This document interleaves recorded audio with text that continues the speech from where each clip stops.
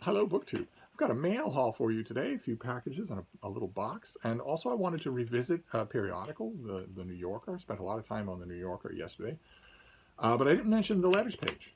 And the letters page does interest me this time around. There are a few letters from a recent piece by Elizabeth Kolbert, the author of The Sixth Extinction, who wrote a piece for the New Yorker about whether or not extraterrestrials have ever visited Earth. And there are a couple of letters here that I want to read. We'll read one first from Berkeley, of course, that says, speculation that advanced extraterrestrials might exist somewhere raises a more interesting question. What if they're already here? The U.S. Navy recently confirmed the authenticity of videos showing bizarre tic-tac-shaped aircraft darting through American airspace. It took centuries for the Catholic Church to allow Galileo's observations about the solar system to supplant medieval cosmology. Today's strictures on the inconceivable are loosening much more quickly. The 2021 Intelligence Authorization Act calls for the Pentagon's Unidentified Aerial Phenomenon Task Force to deliver an unclassified report by late June. In 2020, the documentary The Phenomenon, which I wrote, in that documentary, Christopher Mellon, a former U.S. Deputy Assistant Secretary for Defense for Intelligence, said, quote, "These things are real, they're here, this is happening now. Perhaps a new Copernican revolution is closer than we think." Note several of the flaws in that letter. Let's note several of the flaws. Yes, the Navy recently confirmed the authenticity of videos showing bizarre tic-tac-shaped aircraft darting through American airspace. They confirmed the authenticity of the footage. They didn't confirm what it was, nor could they. The enormously likely alternative is that it was experimental aircraft, either from American design or from some other country's design. Far more, that is a million times more likely than that it was fully serviceable alien aircraft who made the inconceivable journey here, have remained hidden, and like to play games, and don't worry if they're caught on camera. so yeah, the Navy confirmed that video is real, but it didn't confirm what that video is. And what that business about the Catholic Church allowing Galileo's observations about the solar system to supplant medieval cosmology. Galileo's observations about the solar system were independently verifiable. They were a matter of measurable, verifiable fact. So that's not the Catholic Church revealing some sort of secret that a lot of people. I might not be articulating it right, but that's not anything like the same. It's not even in the same category. And so when one person, a former U.S. Assistant Secretary for Defense for Intelligence, says these things are here, they're real, this is happening now, no one doubts that they're here. No one doubts that they're real. The video footage shows that. What we're talking about here is what they are. And one former government official is saying these things are here, these things are real. That might send a shiver up the spine in Berkeley, California, but that's not the same thing as Galileo saying, look, I can demonstrate this, and so can you. If I'm not under house arrest, I can show you how to demonstrate it yourself. But we'll get to we'll do another letter here that obviously is a little bit more along my lines, and it comes from Lexington, Massachusetts. In a review of card debates about whether extraterrestrials have visited Earth, Elizabeth Kolbert discusses the Fermi paradox, which asks, in reference to aliens, where are they? Some useful context is the rare Earth hypothesis, which argues that advanced life is an extremely unlikely outcome of Darwinian evolution. After all, life required nearly 4 billion years, almost 1/3 of the age of our universe, to develop on Earth. There is growing consensus that intelligent life here may well have depended on improbable contingencies such as the asteroid impact 65 million years ago, which obliterated the dinosaurs. Fermi's question, seen in the light of the rare Earth hypothesis, could yield the answer, they are not there. And I think this author makes a much more sensible case for the dominant life form, the dinosaurs that were obliterated by the climate after effects of that asteroid strike had been the dominant life form on Earth for millions and millions of years. And they didn't develop sentience that we know of. They certainly didn't develop technology. And who knows if they would have. They existed for a long time, a lot longer without sentience than it took the human race to develop sentience. So maybe they weren't ever going to develop it. But for that cataclysmic asteroid, who knows but that they still wouldn't be the dominant life form on this planet and have eaten all other competitors. And that's to say nothing of the fact that for the first few billion years on this planet, when there was any life at all, for a long time Earth had no life at all, but for billions of years, think about that, billions of years, for billions of years, the only life on this planet was microbial. And that microbial life reproduced and evolved, but it didn't achieve sentience, much less technology. For all we know, that could have gone on doing that indefinitely, and may be doing that indefinitely on any other biome anywhere else in the universe that can support biological life, biological DNA-based, water-dependent, reproducing life. For all we know, my point being, and I think maybe a tangential point of this letter writer being, that developing big, self-aware, sentient brains is an enormous risk. It's an enormous outlay of energy. It is, evolutionarily speaking, a weird thing for a biological organism to do, which is why it's so rare, even on Earth, which has, millions of life forms. It takes a huge amount of investment in time and energy and care. It takes a huge amount of superstructure that most species don't develop because they don't need to. And that's to say nothing of external effects, that, right, this planet is tectonically active. This is a tectonically active planet that has moving plates of crust that regularly open up fissures of hot magma from the inside of the planet. And also, our star routinely, every day, it rips off huge, vast sheets of solar radiation. Earth is bombarded on a low-key level by a lot of those, and its atmosphere protects it. If it didn't have that atmosphere, then no life on Earth could exist, except maybe in deep sea vents. But if they didn't have that atmosphere, it's doubtful that the oceans would have existed that would allow those deep sea vents in the first place. But okay, Earth's atmosphere shields it from a lot of that radiation. Not all of it. You'll die if you're exposed to a lot of that radiation. But even with the atmosphere, you'll certainly suffer if you're exposed to it. But that's not anywhere near the kind of ejected solar radiation that the sun could produce. And that's to say nothing of other suns.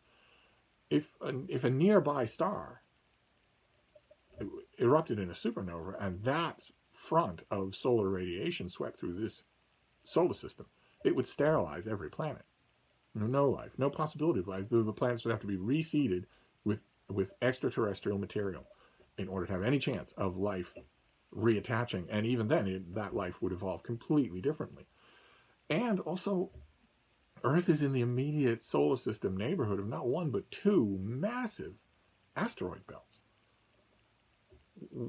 that are subject to the gravitational eddies and oddities of massive gas giants like Jupiter and Saturn that are subject to their own momentums around the sun. And a huge number of the asteroids in either one of those belts, were they to enter Earth's gravity well and strike the planet, could easily create at least as much climate havoc as the one that wiped out the dinosaurs. So it could be that the letter writer from Lexington, Massachusetts is far closer to correct. It could be that the development of sentient life is incredibly rare, almost unbelievable. And that for that sentient life to then develop technology is even more rare. For it to do all of that, pass all of what Fermi paradox thinkers refer to as great filters, and then create interstellar vehicles and come to Earth and then hide and conduct probes on livestock and on Randy Quaid, it just stretches credulity so far that I think, as depressing as it is for an old science fiction fan like myself, it's probably far more likely that the kind of life that we are is blindingly unlikely. It could be. It's interesting. I wonder if those letters will generate more letters. But anyway, let's look at the mail before I keel over. We've got 4 packages here. So let's see what we have. Let's see what this first one is. Okay, this is from the folks at Harvard University Press. I absolutely love their books. This is for early March. This is called The Education Trap: Schools and the Remaking of Inequality in Boston. Good Lord. Why, contrary to much expert and popular opinion, more education may not be the answer to skyrocketing inequality. Education has long been imagined as a way of achieving a more fluid and equal society. But in the United States, a fundamental paradox exists. Why does a world leader in education, in educational attainment and access, have such extreme economic inequality and low social mobility? This book explains how education came to be seen as the main road of opportunity in America, while at the same time paving the way for new forms of inequality.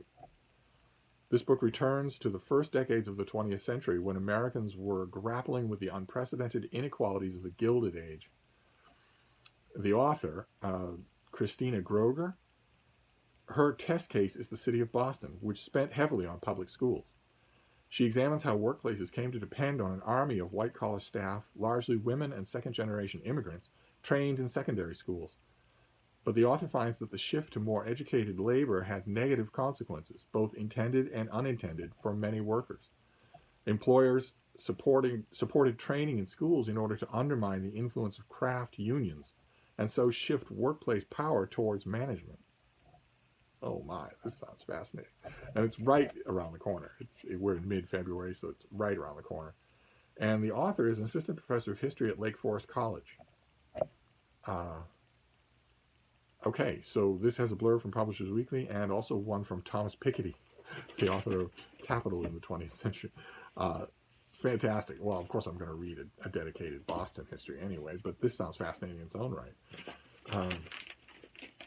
Okay, let's move on here. What is this next one? Another finished copy. Great. Fantastic. This is from W.W. Norton, my favorite non-Penguin publisher. Okay, I think we might have already seen this. Fantastic, though. Talk about two bullseyes in a row. This is called A World on the Wing, The Global Odyssey of Migratory Birds by Scott Wiedensaw. Look at that cover. Just beautiful. And this is loaded with blurbs. A starred review in Kirkus, a starred review in Library Journal, a starred review in Booklist. And as I mentioned before, that is totally at the discretion of the reviewer in all of those things. No matter what you may have heard on Reddit or 8chan, those things can't be bought, and those reviewers can't be told to give a star to a book. They have to volunteer to do it, which means 3 different reviewers read this thing and thought, this is not only a review, but I want to draw attention to it. I want to give it a special accolade. That means a lot. Even though those reviewers in any of those journals don't get their name on their review, that means a lot. Let's see, what have we got here? In the past 2 decades, our understanding of the navigational and physiological feats that enable birds to cross immense oceans, fly above the highest mountains, or remain in unbroken flight for months at a stretch has exploded. What we've learned of these key migrations, how billions of birds circumnavigate the globe, flying tens of thousands of miles between hemispheres on an annual basis, is nothing short of extraordinary. And this will obviously be a synthesis of a lot of that new learning. Bird migration entails almost unfathomable endurance, like a sparrow-sized sandpiper that will fly nonstop from Canada to Venezuela, the equivalent of running 126 consecutive marathons without food, water, or rest. Avoiding dehydration by drinking moisture from its own muscles and organs, while orienting itself using Earth's magnetic field through a form of quantum entanglement that made Einstein queasy. Tell me you don't want to read this now. Whoever wrote this is earning their keep. Crossing the Pacific Ocean in 9 days of non-stop flight, as some birds do, leaves little time for sleep, but migrants can put half their brain to sleep for a few seconds at a time, alternating sides, and their reaction time actually improves. Okay, I'm on board. The author is a Pulitzer Prize finalist, and he's the author of nearly 30 books. He's a writer and researcher specializing in birds and bird migration. Incredible. Okay, so this comes out at the end of March. But obviously I'm going to read both of these things this weekend. If I can, I will read both these things this weekend, because that sounds incredible. That sounds just incredible. All right, let's move on. Let's do one more here. I'm going to try and get to the end of these without without quitting. I don't want to quit in the middle of a mail haul. That's okay. What have we got here? It's another piece of translated literature. Looks like another piece of translated literature, once again with a gigantic amount of material connected to it, and once again with a lot of blurbs. Ooh, huge number of blurbs. Okay, so this author is known to me. The author is Kamel Daoud, who wrote the Mersault investigation, which I liked a lot. And this is a book from who did this? Other Press. This is Zabor, or the Psalms, translated by Emma Ramadan in a lovely, you can't really tell, but this is a thickly textured paperback with French flaps. So I'm assuming this is the finished version. I'm assuming this is what it's going to look like in your bookstores. Yeah, this is an $18 paperback in your bookstores. So let's see if we can find out anything about the book. kind of frustrating, but also encouraging that it has so many blurbs. Let's see here. Magical realism in the grand tradition of Gabriel Garcia Marquez's 100 Years of Solitude and Salman Rushdie's Midnight's Children reverberates through the stunning and much anticipated second novel by this author. Daoud, an internationally praised award-winning author, here spins the remarkable story of a young man gifted with the ability to heal people through the power of the written word. Zabor, or the Psalms, is a stunning testament to the necessity of literature for survival. The unlikely protagonist of the book is 28, celibate, and estranged from his father, a butcher named Haj Brahim. Born in Israel, he renames himself Zabor, Arabic for book, and a term that traditionally refers to the Book of David, and lives with his spinster aunt, for whom he translates the French subtitles of Bollywood movies. He occupies the rest of his days and nights by filling endless notebooks with tales birthed from his imagination or inspired by the canon of classics. And he discovers he has an ability?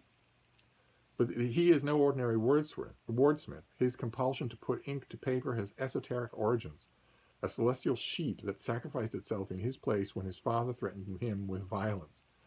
In exchange, he is tasked with saving the lives of people in his North African village, from a teenage neighbor to a widower to an uncle. He faces his greatest challenge when he learns that Haj Brahim is going to die, and only he can salvage the aging man's life. To heal his father, he must transmute his childhood trauma into a new story, his most intricate narrative yet.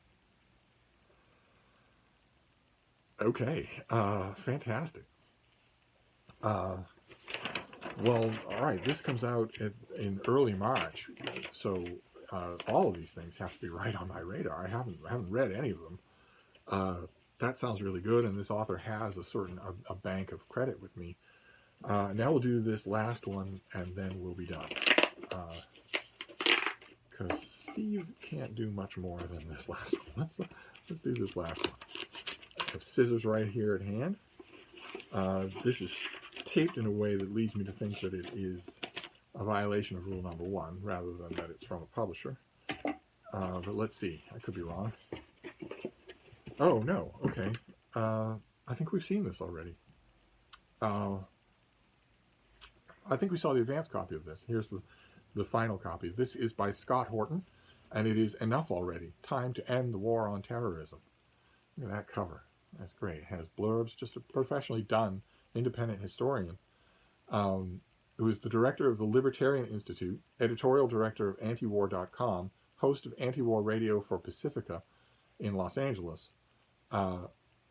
He's conducted more than 5,400 interviews since 2003, and he's the author of Fool's Errand, Time to End the War in Afghanistan, which I read and liked. And let's see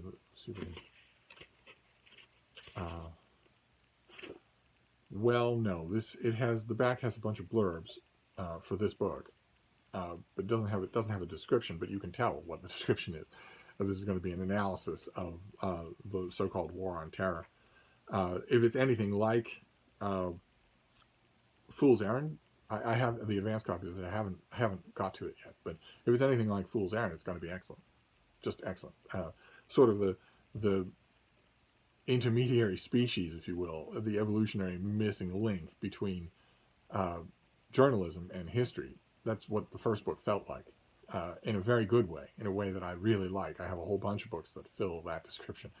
So I don't know the date on it, and I don't have a more detailed description, but I'm once again eager to read it. I'm eager to read all of these. That's great. I love a mail haul like that. So this is The Education Trap, which is about Boston. The author uses Boston as a test case about the pros and cons of widespread public education. Then A World on the Wing, the finished copy of a book about the marvels of bird migration. Then we have Zabor, or the Psalms, about an unassuming young man whose words can heal people, by the author of the Mersault Investigation, which was a kind of a pastiche on Camus that I really liked. And Enough Already by Scott Horton, who wrote a previous book called Fool's Errand that I really liked. So this is not only a totally encouraging mail haul, but also one that has dates on it that allow me to dig in right away. There's nothing here where I can say, well, I can't really justify reading this right away. I can dive into all of these right away, so I will do that. But first, I'm going to stop the camera. So I'm going to wrap this up for now, but I will be back. Thank you, BookTube.